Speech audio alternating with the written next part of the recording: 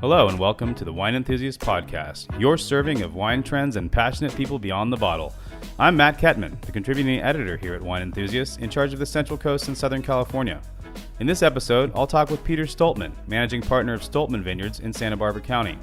Did you know that bright, fresh, and chillable red wines are the most exciting new category on the Central Coast? We'll hear more about that and why this style of wine works well with grapes as varied as Sangiovese, Gamay Noir, and Cinsault. Then we'll taste Stolpman's Love You Bunches, which is a carbonically fermented Sangiovese from Ballard Canyon, as well as a Gamay from San Benito County by Joyce Vineyard, and another Gamay from the Los Alamos Valley by Ann Albert Wines.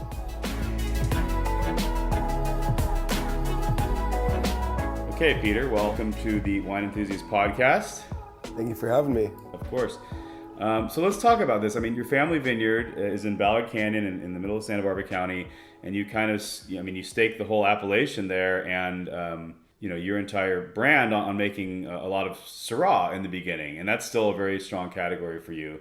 But where did this idea of making lighter, fresher red wines kind of come from?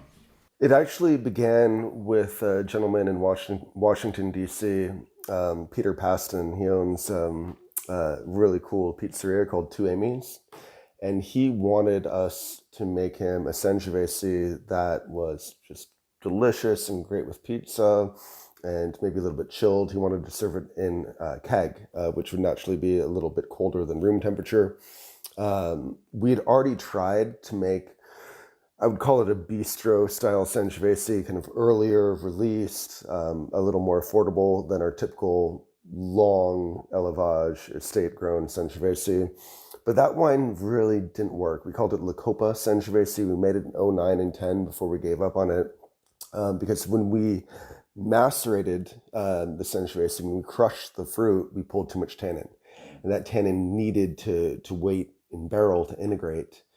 So there's kind of no way around. If we wanted to make a big, rich Sangiovese, it needed to sit in barrel for a long time. Right. Because it's a tannic grape, basically. Exactly. High acid, high tannin. So that combination needs time to develop. That's why when you go to Italy, the DOCG law mandates a certain amount of time to wait for the wine in barrel before it becomes pleasurable. So we got to thinking, how can we make a crushable, delicious, early drinking Sangiovese? And the only solution was not to crush. And there too, the carbonic fermentation. I like to call it, to kind of simplify it, whole grape fermentation, because that's the key for us. We're not crushing the grapes, and there too, we don't need to wait for this big rough tannin to integrate, and we can bottle much earlier. And that's a whole different process, right? I mean, tell our listeners a little bit about, carbonic maceration as compared to the normal red wine making. Yeah, the reason we call our main fresh wine Love You Bunches, it's a pun that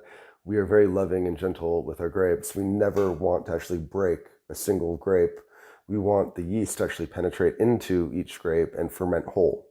So if you think about the other way of making wine, the typical way of making red wine, you foot trot or pump over or punch down. You're trying to break apart every little piece of skin, pulp. You're trying to get the seed really stirred up, if you will, with the juice. More color, more tannins, more kind of everything in the traditional way of making wine. Which is typically the goal. You want a big, intense, robust, rich, mouth-filling, full-bodied red wine. Right. And so basically all that flesh that's inside of the grape is what ferments inside the skins, basically. Yeah, depending on how far through you push it, you normally wind up with alcoholic grapes. And people ask me, hey, why don't you sell those? That sounds delicious. I'm like, well, imagine if all of your blood turned to wine, right? I'm sure you've tried it before. And you generally don't look too good the next morning, right? And that's kind of how the fruit looks. They look pretty beat up and traumatized, kind of bubbly and brown. Not pretty looking. No, not too attractive for the shelf, And then you do what, a light press on it? Correct. All we're trying to do is pop the fruit. And again, because we don't want to press any juice in the skin and risk getting the tannin. Because part of this whole deal is because we aren't relying on tannin, and for the finish, we're relying on acidity. We are picking earlier. Because of that, you don't have the glycerol richness of alcohol to envelop any tannin. So you have to be really careful about not pushing even the carbonic whole grape fermentation too far, because that tannin would make this light-bodied wine almost feel hollow. Wow. And this has also led you to kind of start a whole nother like sub brand under Stolpman, right? I mean, this kind of experiment has turned into a whole line of wines for you. Yeah, we call it Stolpman So Fresh, and Love You Bunches is the gateway wine into the family. So the four So Fresh wines are all carbonic uncrushed, whole grape. And are all these without sulfur as well, or? They all are. The three, the GDG, the Syrah, and the Field Blend, are all labeled, no sulfur added. The Lovey Bunches, I don't, because it is a much bigger cuvee. We might, depending on the year and conditions, need to sulfur fruit coming into the winery if there are any kind of imperfections. In 18, we got lucky, so there isn't any free SO2 at all. But I'm not going to label Love You Bunches, but they are all what you would call natural, no sulfur added wines. Right. How much do you think? I mean, winemakers think many, and even wine critics think many different things about the natural wine movement, and what does it mean, what does it not mean? But it's clearly a movement. The big cities all have natural wine bars. Even smaller cities have natural wine bars. How do you think this bright red chillable trend plays into that? I mean, is that helping push some of these ideas more?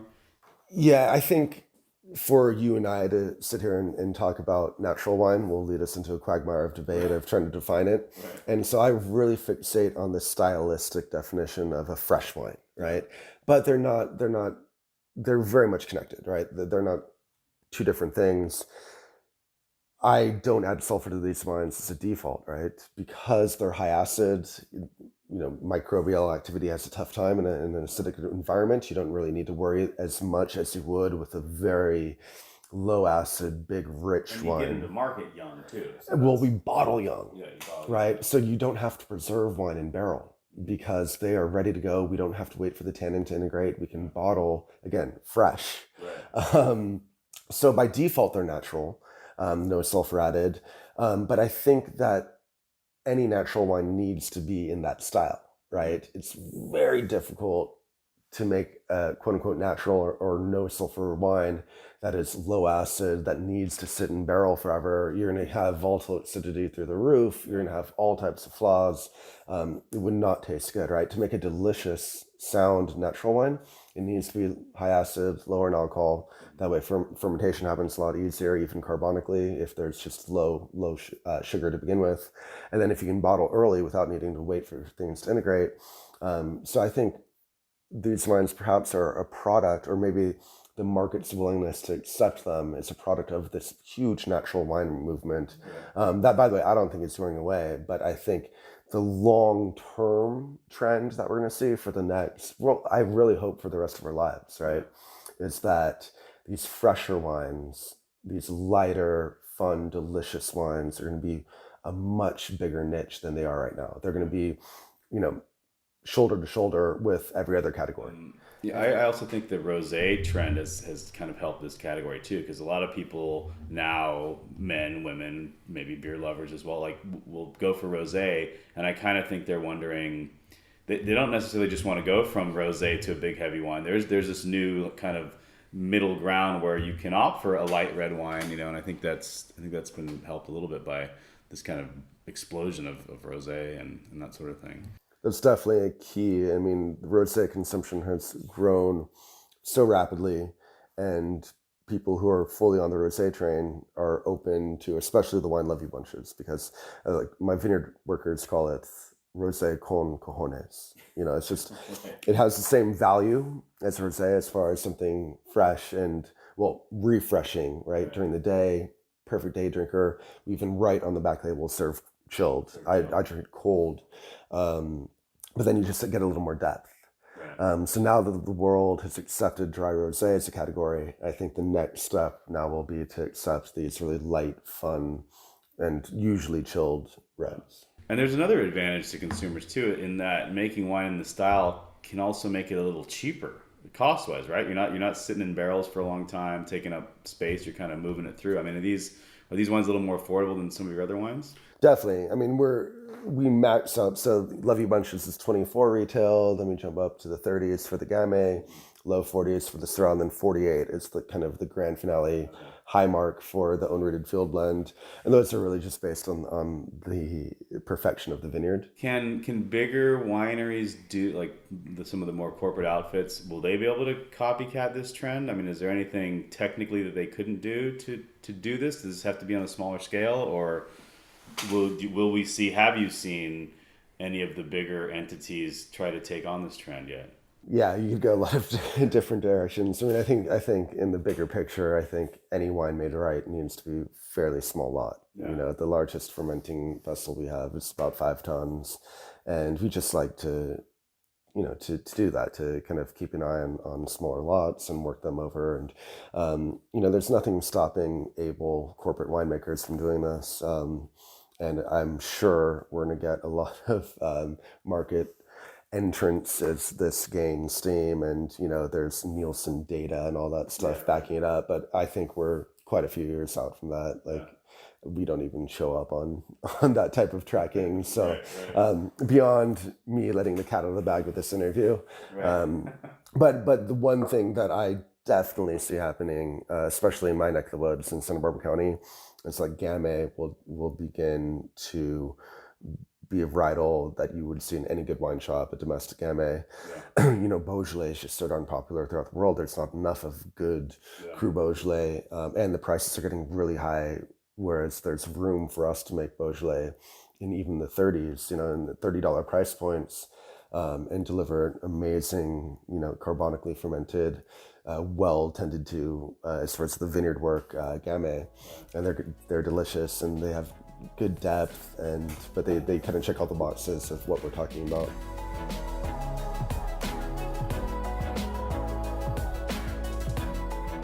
What's the hottest new trend in wine cellars? VinoView by Wine Enthusiast. VinoView will change how you cool and display your favorite wines. The patented matrix shelf design displays wine labels forward to showcase your favorite bottles. They come standard with 12 built-in rolling shelves, each comfortably holding 12 750 ml bottles of all shapes and sizes. With 155 bottle capacity, VinoView is the only wine cellar of this type that can hold the number of bottles it advertises, guaranteed. And it's not only sleek in design, it also has state-of-the-art compressor cooling performance.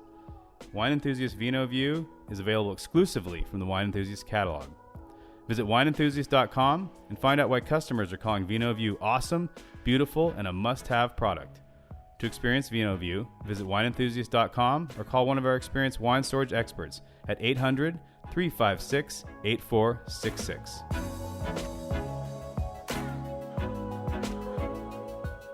Cool. Well, let's try some of these wines we brought here. Let's start with yours here, the Love You Bunches. This is the 18, right? Right.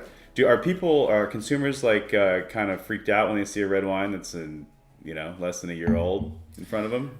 Again, there's going to be a subgroup of people who just don't know what to do with these wines, and it's going to be the vintage, it's going to be the packaging, it's going to be the color, you know. But if people have an open mind and they actually go to our website and learn about it, or you know, a good wine bar server or retailer actually explains it to them, hopefully they pick up what we're putting down. But what I love about the 18, and I was actually a little worried about the 18 when we had it in tank assembled, I thought it was too tart. I'm like, oh my God, like, are people going to like this? And I called whoever was out in Lompoc that day. I think it was Raj Par, Michael Sagerwild, Abe from Scolium Project. And I'm like, should we add a little red wine to it? Should we add some girth to it? Should we add a little more, for lack of a better word, sweetness to it? And everybody just at once said, no, leave it like this. And I brought, you know, a barrel sample back home to Jessica, and she's like, yeah, like, what are you thinking? They're all right, you're wrong. And I'm like, and now that I tasted the one, I love the energy. Yeah, just so much verve, completely bone dry, but you get that beautiful tart, pert red fruit. You can almost get the crunch of the grape, you know, when you picked it. Yeah, and I get a lot of like raspberry, and there's also, I mean, there's like almost like a cola spice that kind of lingers there. There's some sort of spice that I think is interesting just beyond the fruit. You know, I mean, there's a lot going on for a bright fresh wine. So what do you serve this with pizza? I mean, that was the original intent, right? And what do you recommend this with? I mean, anything. Well, that's the beauty. I mean, and I feel like I'm building a case like I'm in trial or something, trying to like prove to the people why these fresh wines are being this big thing. But a big part of that is what we eat, right? I mean, we all eat entree salads. We all eat fresh food. We're not eating meatloaf and short ribs every night. Right. And if you are, God bless you. But right. But so and yet this goes to great, like June Ordeal, who's a master sommelier. So, my God, this is the perfect pairing for Texas barbecue. Which I'm like, what? She's like, yeah, you don't want a big gloppy wine with Texas barbecue. They're going to be, butting heads, right? Right. But yeah, anything. Great for tacos too, I'd say. Dude, some pineapple and pastor. Yeah. My gosh. Yeah. But really, I mean, anything to answer your question, from fish all the way through poultry, and then once you get to real red meat, go bigger. Right. When these fresher red wines started showing up a couple years ago, in my tastings, like I really liked them right away because they were different and they were fresh and they were delicious, and then I would pour them for my my normal friends, my non-wine industry friends, and they all loved them too. So I was kind of like, okay, this is not just me being kind of geeky. This is like something's happening here. People want these kind of wines, and they are still. When people come over, like if I have one open, it's gone like that. It's also, I think, the anomaly of it being maybe chilled in the fridge and it's red. They like that too. But let's head up the coast a little bit. Let's try the one on the outside, the Gamay Noir from Joyce Vineyard, which is owned by Russell Joyce. He's up in Carmel Valley, basically. This wine is from San Benito County. San Benito County is just to the east of Monterey County, and it's this actually really kind of fascinating place where a lot of historic California winemaking occurred. And so, a lot of the younger winemakers up there are kind of tuning into these old vines that have been sitting there for a while. And people have forgotten about them over the years because a lot of it was owned by kind of bigger corporate entities. And now some of those have kind of broken up, and there's access to some of these cool vineyards. And so Russell made a Gamay from up there, which I really liked when I tasted it a few months ago. I love the trend of guys like Russell and Ian Brand, trolling that whole kind of unknown area and finding these amazing sites. Like, well, everybody knew about Enns already, but all these other vineyards out there. And you kind of see that all over the world. I was in Italy a couple of years ago, and just story after story of these young winemakers finding forgotten vineyards, forgotten varietals, and making delicious fresh wines from them. A lot of these vineyards are so old, they really don't want to ripen past 21 or 22 bricks. So, you're kind of forced to, work around those young coarse tannins and do no extraction with carbonic. And I think, you're going to continue to see that explosion, not only in California, but Italy. I think the most exciting place in the world to be a young winemaker anywhere on the Iberian Peninsula. Because you have this tradition of making these big wines that are kind of, to me, I don't know a lot of people drinking them right now, and everybody's competing fiercely on price. But how about making, fresher, more delicious wines that are lighter with all these old vineyards? And I think there's going to be a continued revolution out there. And what's interesting is that a lot of those people are they're kind of going deeper into their roots, yet at the same time they have to buck the kind of traditional rules because they're not following the rules like you would for Rioja and how long you're supposed to keep it in barrel and stuff like that. And yet they're making really interesting wines that with almost more of a respect to the past, but not necessarily respect for these kind of, in some ways, archaic traditions that they're supposed to follow. And our third wine for the day is the Ann Albert Gamay Noir from closer to us here. This is from Martian Ranch, which is near Los Alamos. It's a biodynamically farmed ranch, which I believe it's been biodynamic since the beginning. Ann Albert is the kind of side project of Eric Johnson, who is the winemaker at Tally Vineyards in Arroyo Grande. Makes some fabulous Pinot Noir, and some of the best Chardonnay made anywhere, I think, is made by Eric up at Tally. And so this is the project he and his wife founded. I believe Ann Albert are their middle names combined. And so he's making a little bit of Chardonnay from, I think, Zodovich and from Bien Nacido Vineyards. And then he's making this Gamay from Martian Ranch. So yeah, I mean, it's really kind of fun to see the two different wines. It seems like there might be a little second or third fill oak on this, maybe. I doubt new, but I'm just getting a little bit of that timber, which is just interesting in, kind of having these two side by side. You pick up the little differences. But yeah, I mean, it gives you what you want, it's delicious. And these wines too, although they're quote unquote light bodied, they do all have this really nice feathery kind of coating. I like the word, they feather through the mouth, they're kind of playful. And they last though. They have finishes. I mean, these are real wines. Right. This one definitely has a little more heft to it than the Joyce wine, but still also has a lot of that flower petal stuff you get, I think, with Gamay a lot. And yeah, I think my biggest fear now is like, okay, let's not forget that these are really good, pretty darn serious wines. Like, you could really get into this and geek out on both of these Gamays. You're not allowed to geek out on Love You Bunches. It's just not allowed. But so perhaps we shouldn't segregate ourselves so much, because if you love wine, I mean, these are all great wines. But hopefully the general population will continue to embrace them too, and continue to look for other varietals. And right.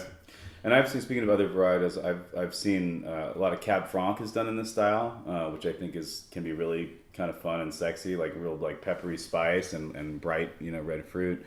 I always think of Happy Canyon Vineyards Chucker, which is their screw top Cab Franc, has always been, I think, a really cool wine that once I called like one of the best brunch reds.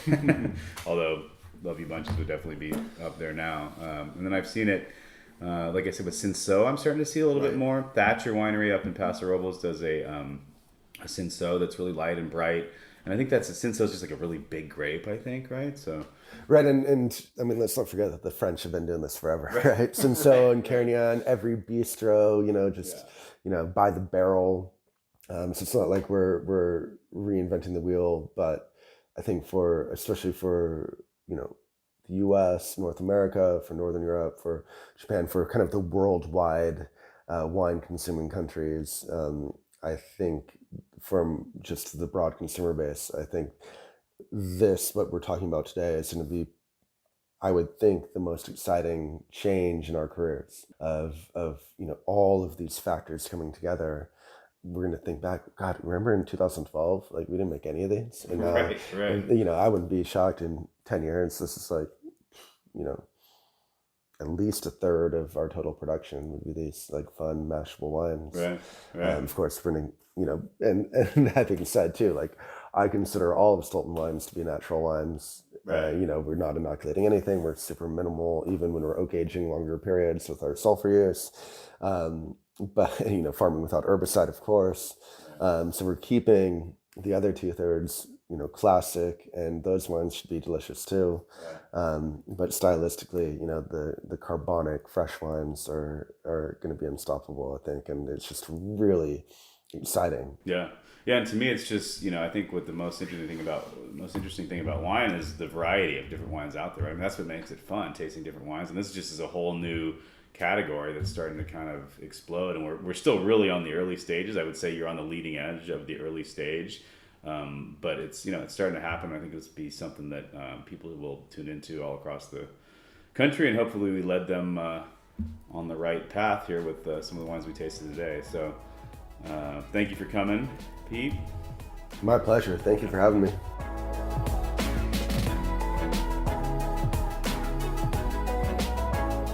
Thanks for listening to this episode of the Wine Enthusiast Podcast. We hope you now know why this fresh style of red wine is turning so many heads in California. To try 3 recently reviewed bright and chillable red wines of this style, check out the 2018 Stolpman Love You Bunches, which is $24. I gave that one 91 points. Then try the 2018 Joyce Vineyards Gamay Noir, which I gave 94 points, made an editor's choice, and it's just $35.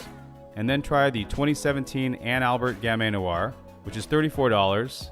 I gave it a 93 points and also an editor's choice. Subscribe to the Wine Enthusiast Podcast on iTunes, Google Play, or wherever you find podcasts. And if you like today's episode, we'd so appreciate a 5-star review and a comment. Please tell your friends to check us out too. For more wine reviews, recipes, guides, and stories, visit Wine Enthusiast online at winemag.com. The Wine Enthusiast Podcast is produced by Marina Vitage and Jenny Groza. Until next episode, cheers.